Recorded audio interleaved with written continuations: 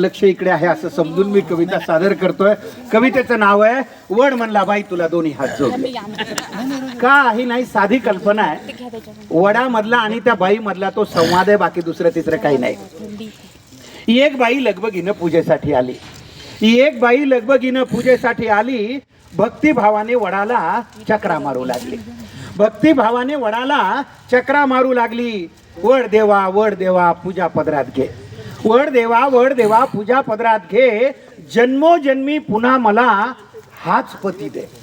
जन्मोजन्मी पुन्हा मला हाच पती दे. आश्चर्याने वडाने विचारलं, हाच पती पाहिजे? आश्चर्याने वडाने विचारलं, हाच पती पाहिजे? काही म्हण बाई तुला खरंच मानलं पाहिजे. काही म्हण बाई तुला खरंच मानलं पाहिजे.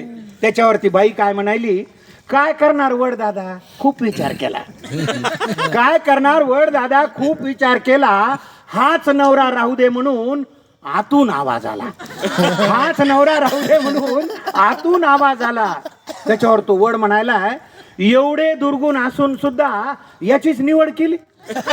एवढे दुर्गुण असून सुद्धा याचीच निवड केली. म्हणून माय मला तुझी फारच दया आली. म्हणून माय मला तुझी फारच दया आली. त्याच्यावरती बाई काय म्हणली, त्याच्यावरती बाई म्हणते, वड देवा तसं काहीच नाही. वड देवा तसं काहीच नाही. असं नाही की आमचं बिलकुलच पटत नाही. असं नाही की आमचं बिलकुलच पटत नाही. दुसरा नवरा मागायचा मीही विचार केला. त्या बिचारीनं प्रामाणिकपणे सांगितलं. दुसरा नवरा मागायचा मीही विचार केला, पण कल्पनेनंच माझा जीव कासावीस झाला. पण कल्पनेनंच माझा जीव कासावीस झाला.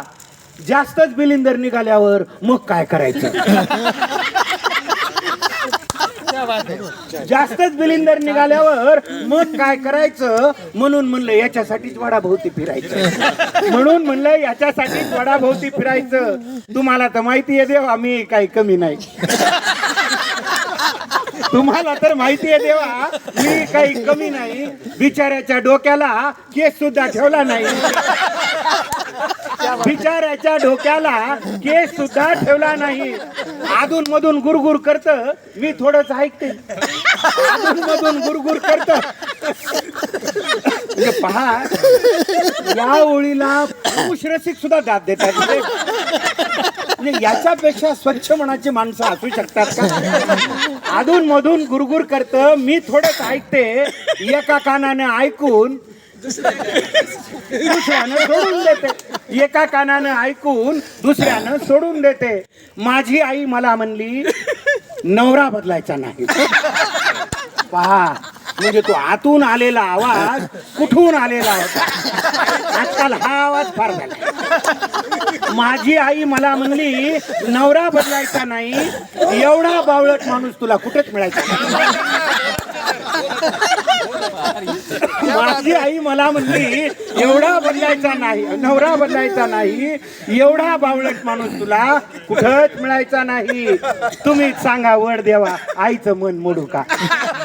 तुम्हीच सांगा वड देवा, आईचं मन मोडू का?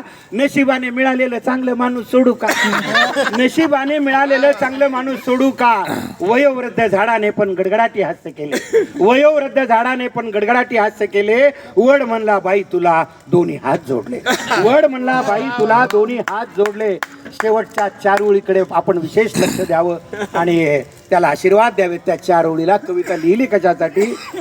शेवटी वड काय म्हणतोय, न विसरता दरवर्षी पूजेसाठी येत जा.